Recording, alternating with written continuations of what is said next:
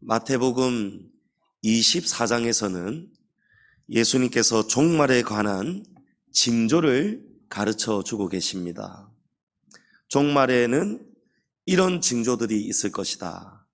그리고 오늘 우리가 읽은 본문이 속한 25장에서는 예수님께서 열처녀 비유, 달란트 비유, 양과 염소의 비유, 이 세 가지 비유를 통해서 우리에게 종말을 살아가고 종말을 기다리고 준비해야 되는 성도들의 바람직한 삶의 자세를 예수님께서 말씀하고 계십니다.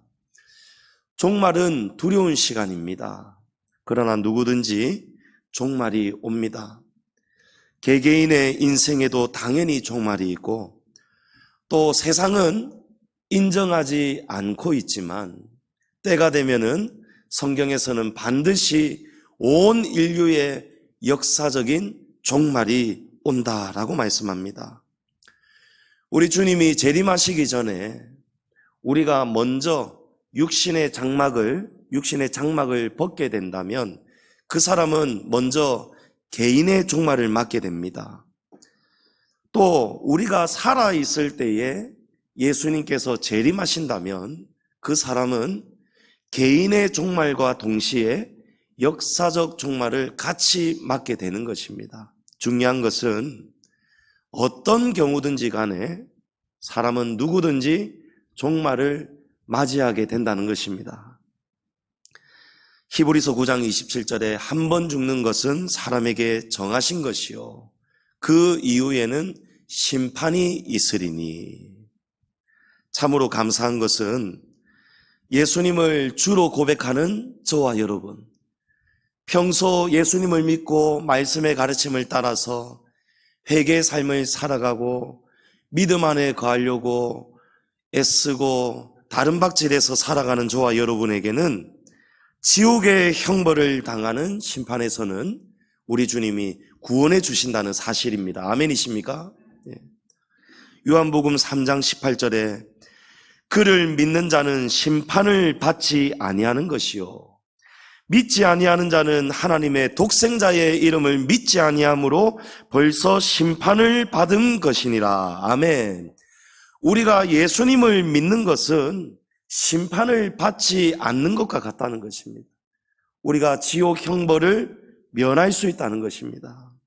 그런데 우리 성도들에게는 또 다른 종류의 심판이 있다라는 사실입니다. 그것은 우리 신앙이 정말 참된 신앙인가, 알곡 신앙인가, 아니면 가라지 신앙인가를 가리는 평가고 또 천국에서 영원히 누릴 상급과 면류관에 관한 심판입니다. 바울 사도가 이 사실을 증거하고 있습니다. 디모데후서 4장에 나는 선한 싸움을 싸우고 나의 달려갈 길을 마치고 믿음을 지켰으니 이제 후로는 나를 위하여 의의 면류관이 예비되었다. 바울이 내가 이제 죽고 나면은 나를 위한 의의 면류관이 준비되어 있는데 무엇을 통해 바울이 이것을 받는다라고 말씀합니까? 주 곧 의로우신 재판장께서 사도 바울의 삶을 다시 한번 조명하고 심판하시고 그 의로우신 재판장이 그날에 사도 바울에게 주신다는 것입니다. 사도 바울뿐만이 아니고 저와 여러분에게도 동일한 심판이 있다는 것을 믿으시기 바랍니다. 바울은 인생의 마지막 순간에 의로우신 재판장 앞에 서는 것을 두려워하지 않았습니다. 오히려 의의 면류관을 받게 되는 것을 굳게 믿고 확신하고 기대에 차 있었습니다. 우리도 바울 사도처럼 마지막에 의로우신 재판장 앞에 설 때에 감사하며 당당하게 설 수 있는 저와 여러분 될 수 있기를 주의 이름으로 축원합니다.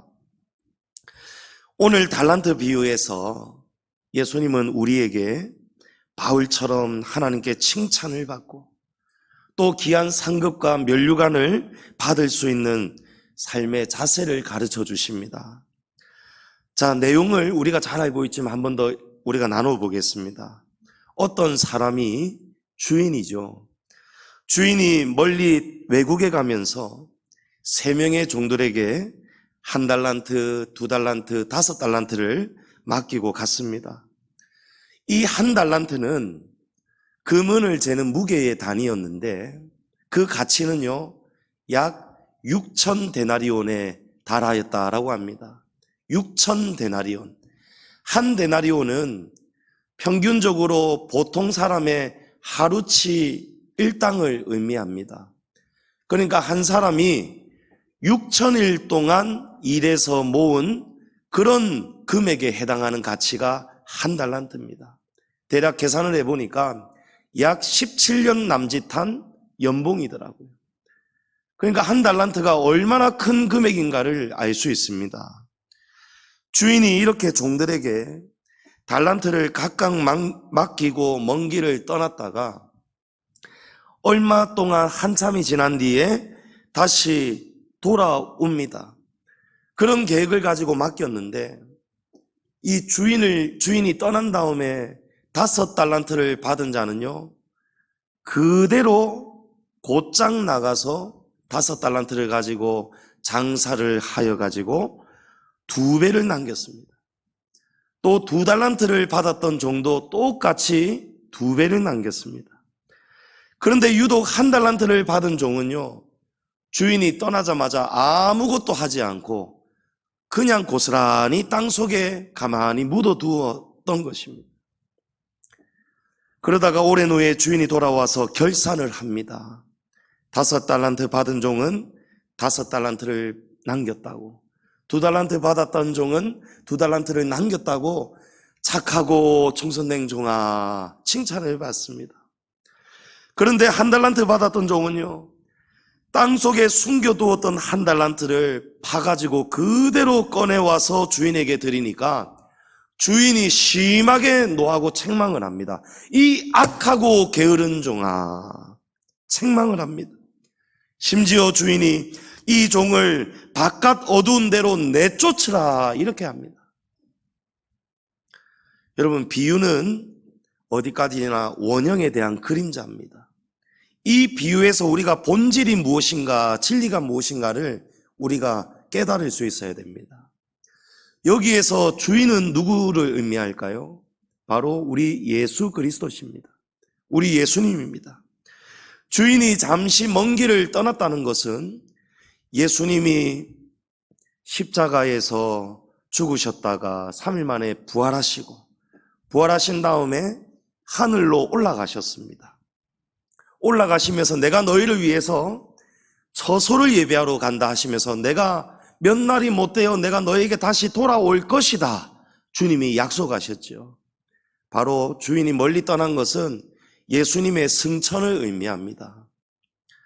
또 달란트를 받은 종들은 교회와 우리 성도들을 의미하는데 우리 교회와 성도들은 다 달란트를 받았습니다. 그리고 우리가 무슨 달란트를 받았느냐? 이 달란트는 하나님께서 하나님의 나라와 교회를 위해서 충성하고 봉사하라고 우리 각 사람에게 나누어 주신 은사들, 재능, 재물, 이런 것들을 의미하고 있습니다. 마지막으로 주인이 한참 뒤에 다시 돌아와서 계수를 하는 것은 바로 예수님의 재림과 심판을 의미하는 것입니다. 자, 그러면 이 비유에서 비유를 알았고 우리가 원형이 무엇인가를 이제는 알게 됩니다. 그러면 이 사실에서 우리가 무엇을 깨닫고 어떻게 종말을 살아가고 주의 재림을 우리가 준비해야 될까요? 먼저 우리가 정체성을 바로 알고 살아야 됩니다. 우리는 무엇입니까? 우리는 다 종들입니다. 그렇죠? 주인이 달란트를 주시고 맡기셨습니다. 우리는 주인의 것을 잠시 받아 보관하고 관리하는 종들입니다.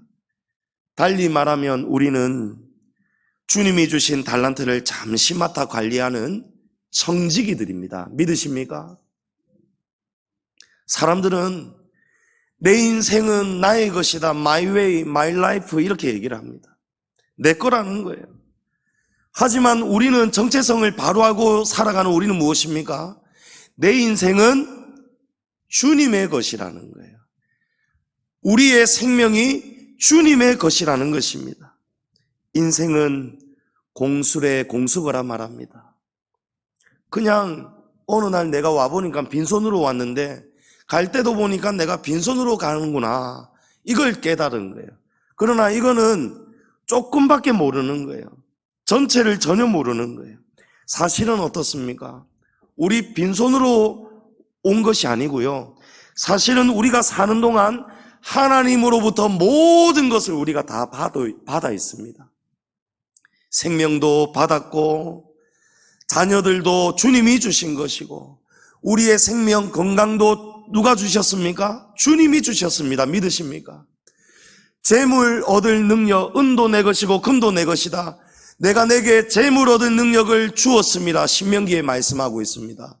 여러분 직장, 여러분 사업 수완 좋은 것들 우리가 열심히 노력해서 우리가 이윤을 추구하고 받습니다마는 본질은 어떻습니까? 하나님이 우리에게 다 주셨다라는 것입니다. 이것을 분명하게 알고 여러분이 삶의 자세를 살아갈 수 있기를 축복합니다. 우리는 하나님으로부터 모든 것을 받았다가 그것을 관리하고 살아가는 청지기입니다. 그리고 나중에는 어떻습니까? 하나님께 받은 모든 것을 반납하는 인생들이에요. 우리 인생의 가치관, 물질의 가치관, 생명의 가치관, 하나님 앞에서 참으로 겸손하게 분명하게 여러분 인정하고 살아갈 수 있기를 축복합니다. 그래야 종말을 우리가 제대로 진리 안에서 살아갈 수가 있고 준비할 수가 있습니다. 고린도전서 4장 7절에 누가 너를 남달리 구별하였느냐? 내게 있는 것 중에 받지 아니한 것이 무엇이냐? 내가 받았은즉 어찌하여 받지 아니한 것 같이 자랑하느냐? 우리가 다 받았다는 거예요. 왜 하나님께 받지 아니한 것처럼 내가 잘해서 소유한 것처럼 내 것이라는 것처럼 자랑하느냐는 거예요. 성도님 여러분, 우리에게 있는 모든 것이 다 주님께로부터 온 것임을 믿으시기 바랍니다. 그러므로 누구든지 일생을 살다가 마지막에는 어떻습니까?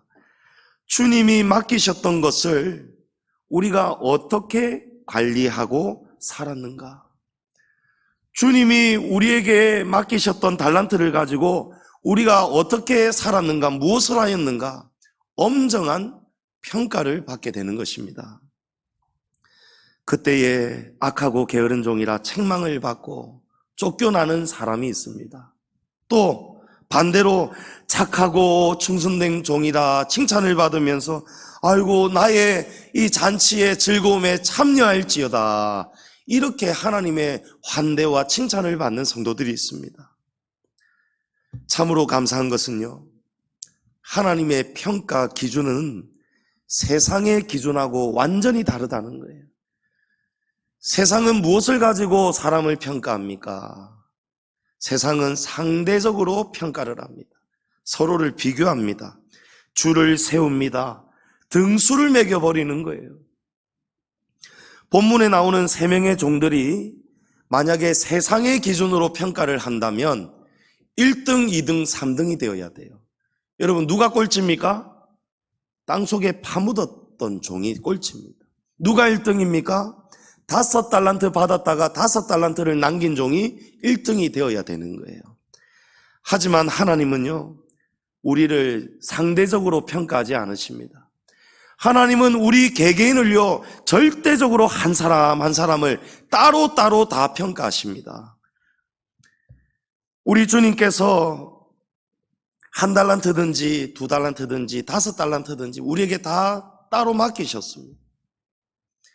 우리가 이 달란트를 가지고 어떤 여건에서 우리가 어떻게 최선을 다했는가, 하나님은 그것을 보시고 평가하시는 거예요. 누구든지 주어진 여건에서 최선을 다했으면은 똑같이 칭찬을 받고 모두가 다 하나님 앞에서 1등이 될 수가 있다는 것입니다. 이것이 하나님의 평가임을 믿으시기 바랍니다. 보십시오. 오늘 본문에 보면은요, 5달란트 받은 종이 받은 칭찬, 그리고 2달란트를 받은 종이 받은 칭찬. 여러분 그 말씀을 한번 보십시오. 주님이 칭찬하시는 말씀이요, 토시 하나 틀리지 않고 히브리어 원어도 마찬가지고 똑같은 칭찬을 받는 거예요. 각자가 받은 달란트는 다르지만 누구든지 최선을 다할 수 있다는 점에서 어떠한 형편이든지 누구든지 그 여건 속에서, 주어진 여건 속에서 최선을 다할 수 있다는 것은 모두가 똑같다라는 거예요. 여러분 이해되시죠? 그러면 무엇이 중요할까요? 하나님이 인정해 주시는 최선이 무엇일까? 우리가 아무리 아이고 당신은 최선을 다했습니다, 아이고 나는 진짜 할 만큼 다했습니다 그랬는데 하나님 앞에 딱 가봤더니 아니라고 하시면 여러분 낭패지 않겠습니까? 중요한 것은요, 의의 재판관은 사람이 아니고 하나님이시다는 사실이에요. 하나님이 인정하시는 최선이, 그 기준이 무엇인가? 그것을 우리가 깨달아야 지혜로운 청직인 줄을 믿습니다.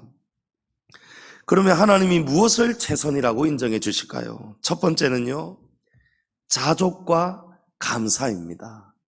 자족과 감사입니다. 나는 왜 1달란트밖에 안 주셨을까? 나는 왜 2달란트일까? 저 사람은 왜 5달란트나 받았을까? 적게 받았다고 원망하는 사람들이 되면 안 됩니다. 그러면은요, 일을 하기 위한 의욕이 없습니다. 파이팅을 해야 되는데 왜 나는 이만큼 주고 저 사람은 저만큼 주었을까? 나는 왜 저 사람보다 적게 받았을까? 불평하고 불만하면요, 비교하고요, 시샘하고요, 그러면서 하나님을 원망하고요, 힘이 나지를 않습니다. 즐겁지가 않습니다. 감사가 나올 수가 없지요. 제가 어제 상비부 시찰 모임을, 시찰 모임이 아니고 상비부 임원 모임을 갔습니다. 가는데 이제 식사를 하러 갔는데요, 주차를 하고 있는 직원이 2명이 있어요. 2명이 있는데 한 사람은요 막 웃으면서 막 일을 하고 있는데요, 어제 비가 또 막 왔잖아요. 비 맞으면서 일하면서 막 넣으라고. 근데 타워에, 주차 타워에 비어져 있었는데 다른 차가 출차를 해야 되잖아요. 출차를 해야 되는데 그 사이에 출차를 하고 엘리베이터 문이 닫힌 사이에 다른 새 고객차가 들어왔어요. 어떤 상황이냐면 이 차가 조금만 일찍 왔으면은 이거를 문이 열렸을 때 집어넣고 올리면서 동시에 출차할 차를 꺼내올 수가 있는데 이런 마음에 불만이 있었는가 봐요. 그런데 똑같은 상황을 보고 있는데요, 목사님 3사람이서 지켜보는데 한 사람은 똑같은 불평불만 속에서도 웃으면서 일을 하는 거예요. 감사하면서 일을 하는 거예요. 그런데 한 사람은 막 그 짜증을 손님한테는 못 내지만 막 여성분이었는데 막 인상 막 찡그리면서 막 이렇게 일을 하고 있는 거예요. 일이 즐겁지가 않는 것이죠. 한 사람은 만족하고 감사하면서 즐겁게 일을 하는데 한 사람은 불평불만이 가득 차 있어요. 속으로 저 사람 오래 일 못하겠구나 이런 생각이 들더라고요. 여러분, 적게 가졌다고 생각하는 사람은요, 하나님을 오해하는 거예요. 사실은 적게 받은 게 아니고 그 사람에게 합당한 만큼 하나님이 주신 건 줄을 우리가 믿어야 됩니다. 많이 받았다, 적게 받았다, 이게 중요한 게 아니라는 거예요. 하나님의 평가는요, 1달란트를 받았든 5달란트를 받았든 10달란트를 받았든 똑같이 누구든지 최선을 다했느냐 안 했느냐, 이게 중요합니다. 성도님 여러분, 사도 바울, 우리가 보기에 사도 바울은 달란트를 많이 받은 자입니까? 적게 받은 자입니까? 엄청 많이 받은 사람 같습니다. 바울에게는 모자람이 없는 것 같습니다. 능력이 막 넘치죠. 바울의 앞치마나 손수건을 가져다가 다른 사람 병자나 귀신 들린 자에게 얹고 기도하면은요, 얹으면 귀신이 떠나가고 병이 고침받았다잖아요. 얼마나 대단한 사람입니까? 그런데 바울의 실제 삶을 보면요, 바울의 삶은요, 불쌍하기 짝이 없습니다. 고린도후서 11장에서 바울은 자기의 그런 부족한 삶을 세상의 눈으로 볼 때에 정말 안 된 자기의 인생을 우리에게 알려줍니다. 바울은 여러 번 감옥에 갇혔고 매도 수없이 맞았고 여러 번 죽을 뻔하였다라고 말합니다. 또 배가 3번 부서져서 어떤 때는 일주일 동안 밤낮으로 망망대해에 표류하였던 적이 있고 얼마나 무서웠겠습니까? 여러분, 바다에는요 큰 물고기도 지나가잖아요. 저는 어느 바닷가에 가가지고 스노클링을 하는데 못된 물고기 있더라고요. 걸어가는데 막 쪼아대는 물고기 있더라고요. 겁이 나가지고요. 또 어떤 데는 수심이 얕은 데에서 가고 있다가 어느 지점을 딱 지나니까요, 바다가 수십 미터 엄청 깊은 낭떠러지 바다가 나타나는 거예요. 물의 온도도 뜨뜻미지근하다가 이 지점을 가니까 확 차가워지는 거예요. 제가 수영을 곧 잘하는 편인데도 바다가 얼마나 무서운지 놀래가지고 막 다시 돌아왔던 적이 있습니다. 그런데 일주일 동안 사도 바울이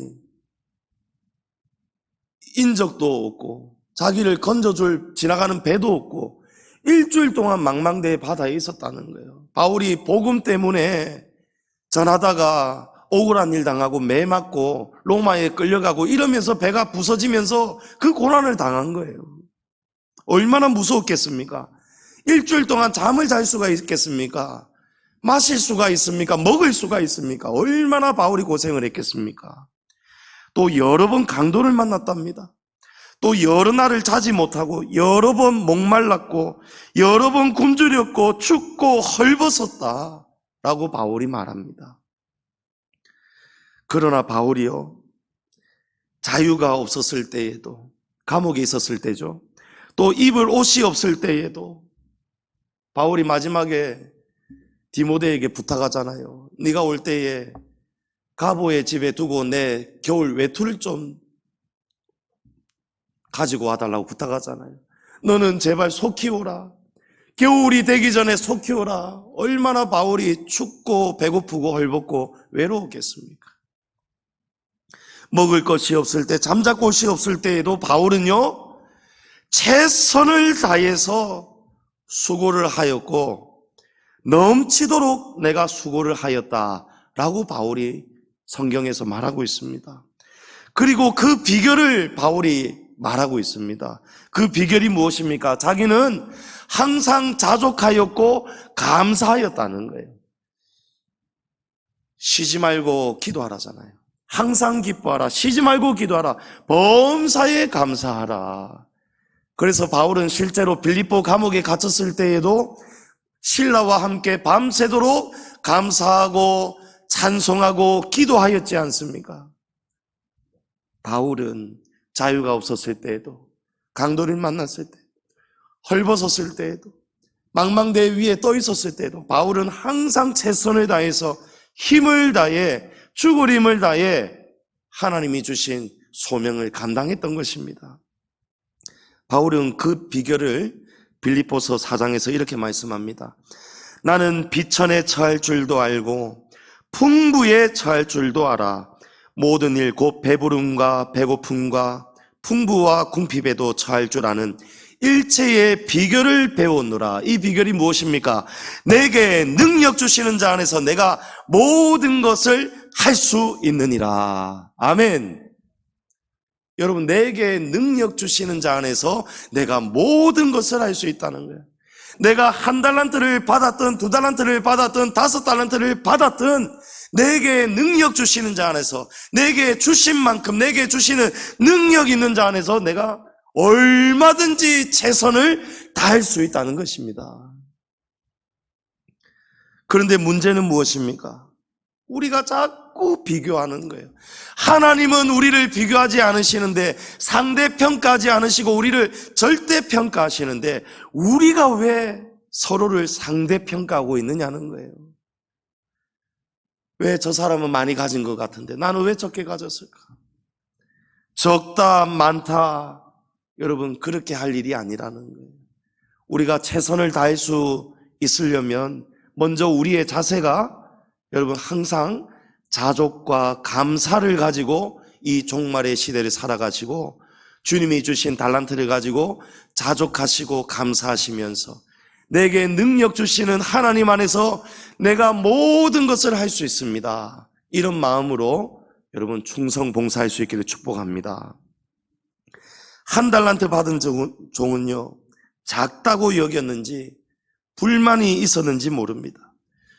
그러면 우리가 2달란트 받은 종을 한번 생각해 보면 쉽게 이해할 수 있습니다. 2달란트 받은 종은요, 나는 2달란트 받았는데 5달란트 받은 종 뭐야? 나보다 뭐가 잘났어? 이렇게 하지 않은 거예요. 2달란트 받은 종도 똑같이 5달란트 받은 종을 질투하지 않고 시샘하지 않고 똑같이 나가서 최선을 다해서 2달란트를 남기고 돌아온 거예요. 또 2달란트 받은 종이 1달란트 받은 종 앞에서 교만해 하지도 않았습니다. 무엇입니까? 남을 볼 필요가 없다라는 것입니다. 남을 생각할 필요가 없다는 거예요. 교회 안에서 봉사하다 보면은요, 어떤 경우에는 자기도 모르게 시샘하고 시기할 때가 있어요. 누가 내 영역을 뭔가 좀 넘어오려고 하면은 딱 철벽 치려는 그런 심리가 우리 안에서 올라올 때가 있습니다. 여러분, 그럴 필요가 없다는 거예요. 필요가 없다는 거예요. 내 것을 뺏기는 게 아니에요. 하나님은요, 상대평가하는 것이 아니고 절대평가하신다는 것입니다. 오히려 내가 하는 일, 이 사람이 서툴러도 이 사람이 같이 봉사에 참여하고 싶구나, 그러면 받아들여 주는 거예요. 가르쳐 주는 거예요. 그릇을 깨트리든 청소를 잘하든 못하든 그 사람이 스스로 자기 달란트를 깨달을 수 있도록, 자기의 은사를 깨달을 수 있도록. 무엇이 중요합니까? 여러분, 최선을 다하는 게 중요하다는 거예요. 주어진 자기 일에. 성도님 여러분, 하나님은 작은 달란트든 많은 달란트든, 작은 일이든 많은 일이든 적은 일이든 그런 것 하나님은 우리에게, 하나님은 그걸 따져 물으시지 않습니다. 어떤 일에든지 최선을 다했는가. 오병이어의 기적에서도 보잘것없는 한 어린아이의 도시락이었지만 이 도시락 하나가 예수님의 축복을 통해서, 축사를 통해서 5,000명이 넘는 사람이 배불리 먹고도 남았지 않습니까? 여러분, 작다고 하찮은 것이 절대 아님을 믿으시기 바랍니다. 오직 자족과 감사로 주님 앞에 최선을 다하시기를 축복합니다. 두 번째로, 누가 보든지 안 보든지 최선을 다해야 됩니다. 두 종은 주인이 멀리 떠났습니다. 그죠? 주인이 멀리 떠났으면 이야, 이제 주인이 없다, 자유다, 한 며칠 좀 쉬자, 한 달 좀 쉬자, 이렇게 하지 않았어요. 오늘 말씀해 보면 주인이 멀리 갔는데도 주인이 떠나자마자 바로 나가서 곧장 장사를 했다는 것입니다. 주인이 눈앞에 없는데도요, 놀지 않았습니다. 요령 피우지 않았습니다. 최선을 다해서 장사했습니다. 사람이 보든지 안 보든지, 사람이 눈앞에 있든지 없든지 자기가 받은 달란트를 가지고 최선을 다했다는 거예요. 골로새서 3장 23절에 무슨 일을 하든지 마음을 다하여 주께 하듯 하고 사람에게 하듯 하지 말라. 아멘. 무슨 일을 하든지 주께 하듯이 하여라. 사람 앞에서 하는 것처럼 일하지 말라는 거예요. 사람이 볼 때는 일을 하고 열심히 하고, 사람이 안 보면 게으름 피우고 요령 피우고 그렇게 하지 말라는 거예요. 왜 그렇습니까? 하나님은 항상 다 보고 계시기 때문입니다. 아멘. 하나님은 한시도 우리에게서 눈을 떼지 않습니다. 요셉이 그랬습니다. 요셉은 형제들에게 버림을 받고 애굽에 노예로 팔려가는 기막힌 상황을 겪었습니다. 그런데 그 주어진 환경 속에서요, 보디발이라는 사람의 집에 노예로 팔려갔는데 주인이 있든 없든, 주인이 보든지 안 보든지 최선을 다하니까 보디발이 감동을 받아요. 신임을 합니다. 완전히 믿습니다. 그래서 집안의 모든 일을 처리할 권한을 요셉에게 다 주었습니다. 그러다가 어느 날 보디발의 아내가 요셉이 너무 용모가 빼어나고 아름다우니까 요셉을 막 유혹하는 거예요. 요셉, 요셉 하면서 유혹하는 거예요. 그런데 요셉이 그 유혹을 이겨내죠. 요셉이 내가 어찌 하나님 앞에서 죄를 지으리까. 보디발이 멀리 떠났습니다. 주인이 없어요. 그리고 보디발의 아내는요, 그 집안에 있는 모든 일하는 사람들을 다 심부름을 보냈는지 다 밖으로 집안에 한 사람도 없도록 한 다음에 요셉을 유혹했다라고 성경이 증거하고 있습니다. 아무도 보지 않고 주인도 없는데요, 요셉은요 그 유혹을 떨쳐버리고 뛰쳐나갔다는 거예요. 이겨냈다는 거예요. 요셉이 왜 이길 수 있었습니까? 내가 어찌 하나님 앞에 죄를 지으리까. 요셉의 신앙은요, 항상 하나님이 자기를 지켜보고 계시고 다 알고 계시다는 것을 인정하고 믿는 신앙이었기 때문이죠. 그러니까 요셉은요, 하나님이 눈앞에 보이든 안 보이든 항상 하나님 앞에서 철저하게 믿음을 지키는 신앙이었어요. 그러니까 무슨 일을 하든지 죽게 하듯 해라는 것은요, 하나님은 항상 우리와 함께 하시는 임마누엘 하나님이시고 이스라엘을 지키시는 이는 졸지도 주무시지도 않는 하나님이심을 믿으면서 우리가 하나님 앞에서 요령 피우지 말고 우리가 주어진 환경에서 우리가 충성하고 봉사할 수 있을 때에 최선을 다해서 보든지 안 보든지 사람 눈치 보지 말고 하나님 앞에서 우리가 진실되게 충성과 봉사와 섬김을 다하라는 것입니다. 주님의 일을 할 때 우리가 마음이 상할 때가 이런 경우들이 있죠. 왜 내가 이렇게 열심히 하고 있는데 아무도 나를 알아주지 않을까? 왜 우리 목사님은 내가 이렇게 지금 알게 모르게 충성봉사하고 있는데 칭찬해 주시지 않을까? 격려해 주시지 않을까? 왜 우리 성도들은 모를까? 이럴 때 막 서운한 마음이 들어요. 이전에 원로 목사님 담임 목회하실 때 어떤 분은 이런 일에도 시험 들었다잖아요. 어떤 사람은 악수하는데 3번, 4번 흔들어 주는데 자기는 한두 번밖에 안 흔들어 주더라. 사람에게서 자꾸 서운함을 느끼는 거예요. 그런데 예수님은 뭐라고 하시는지 아십니까? 사람에게 칭찬을 받았으면 무슨 상이 있으리요? 여러분, 그렇다고 우리가 너무 인색해도 안 됩니다. 우리가 격려할 거는 격려해야 돼요. 그러나 혹시 우리가 누군가가 나를 알아주지 않아도 격려를 받지 못하더라도 여러분, 하나님 앞에서 섬기시기를 바랍니다. 누가 보든 안 보든 사람이 알아주든 안 알아주든 하나님이 우리를 다 보고 계시다는 거예요. 예? 우리 백하림 형제가 여러분 아시다시피 찬양 인도로 우리 지금 교육전도사님 부재인 그런 사무, 행정, 찬양인도 정말 저에게 큰 힘이 되고 있거든요. 동력을 하고 있거든요. 제가 하림 형제에게 형광펜 어디 가다가 있으면 좀 사다 주려고 부탁을 합니다. 또 교회에 크고 작은 거 있으면 부탁을 합니다. 자기 사비를 씁니다. 꼭 청구하라고 합니다. 근데 청구를 안 합니다. 어떤 때는 할 때도 있지만 웬만하면 잘 청구를 안 하더라고요. 아니, 하림아 청구를 해야지. 예 하고 웃고 말아요. 네, 압니다. 어떤 마음인지를 알아요. 요즘에도 근자에도 몇 번 그런 적이 있습니다만은 제가 잘 아는 척을 안 합니다. 그래, 네 믿음대로 될지어다. 네가 심은 만큼 하늘에서 하나님이 그 모든 것을 아시고 하나님이 갚아주실 것이다. 예. 여러분, 사람에게 인정받으려고 하지 마십시오. 하나님은 우리 작은 소자에게 냉수 한 그릇 섬긴 것도 하나님은 곧 내게 한 것이라고 받아들이신다고 했습니다. 어떤 때는 봉사하고 이럴 때 막 서러울 때가 있어요.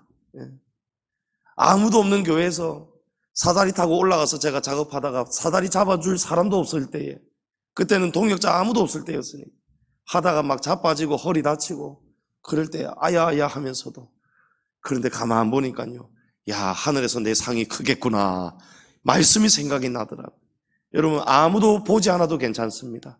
사람에게 서운한 마음, 섭섭귀신 절대 여러분에게 들어가지 않도록 주님의 교회를 섬길 때에 하나님이 다 알고 계신다.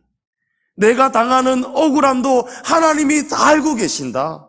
여러분, 사람을 상대하지 마시고 하나님을 상대할 수 있기를 축복합니다.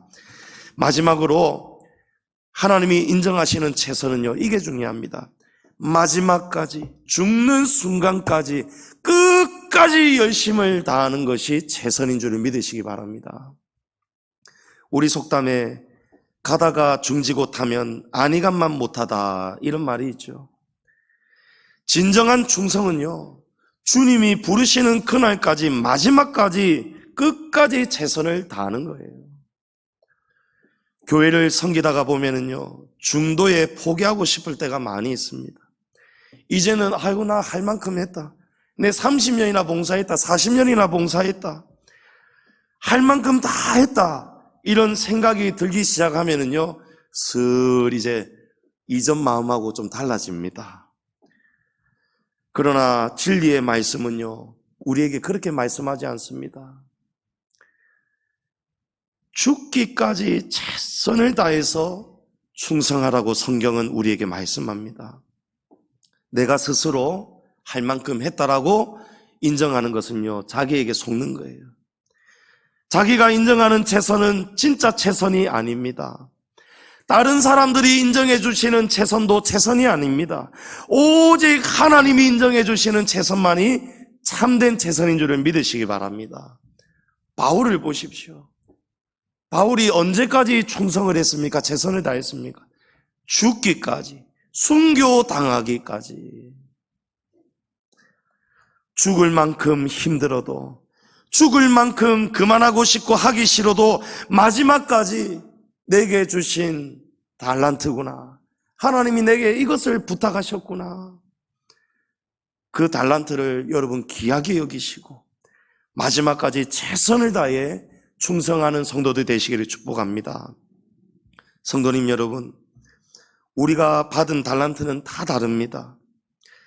그러나 우리는 모두 다 똑같이, 양은 다르지만, 종류는 다르지만 하나님께 한 사람도 예외 없이 달란트를 받은 종임을 기억하시기 바랍니다.